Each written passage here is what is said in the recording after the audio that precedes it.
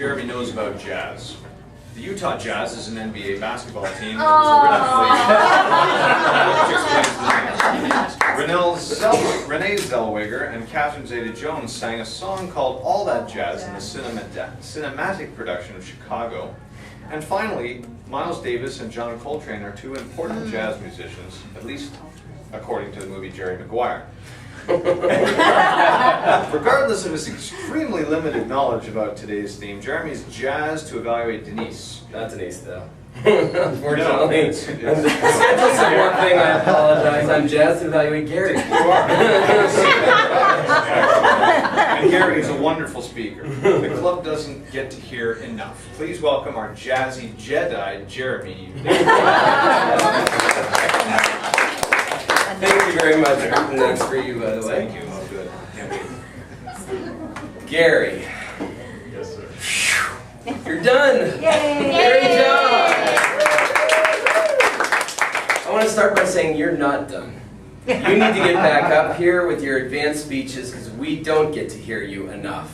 You are such a great speaker. Gary's up here. He's so powerful. When he's up here, it's hard to take his eyes off him.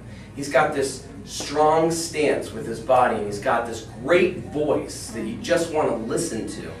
And he uses it wonderfully. He just natural vocal variety that comes through like he's talking to us.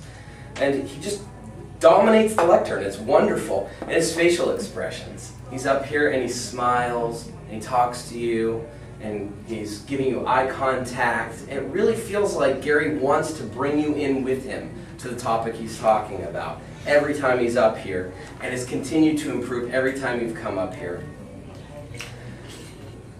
Work is hard. Those are the types of things he went on, and then added some roadkill humor for us, just so we all understood his experiences. It was very visual, it was very funny, and it made that speech so much more interesting and inspiring for us.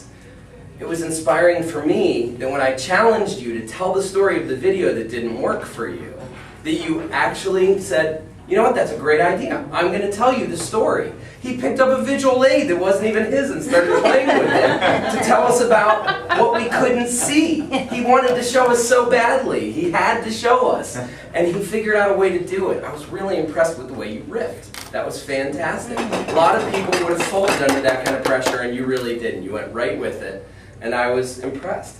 The few little things I would add for you at this point, and they're things you can work on when you get your 2 advanced manuals that come free, now that you've finished your Competent Communicator manual. I would tell you to work on continuing to divorce yourself from your notes.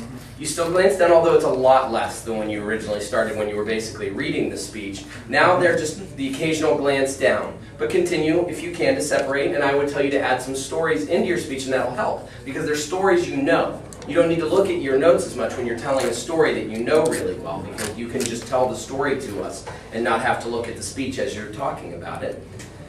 And the one other thing I would add is with that great voice, I would tell you to add some volume bursts, and then bring it down to some whispers every now and then too. Because you've got that powerful voice. And when you change it with some volume too, it'll make it all the more powerful, all the more engaging for us to bring us into the speech. But it was an awesome speech. You did a great job in 5 to 7 minutes on an 8 to 10 minute speech. If you'd had the 8 to 10 minutes, you'd have qualified. So next time, make sure to read the time. Exactly. Other than that, so proud of you. Great job. Big job, Gary.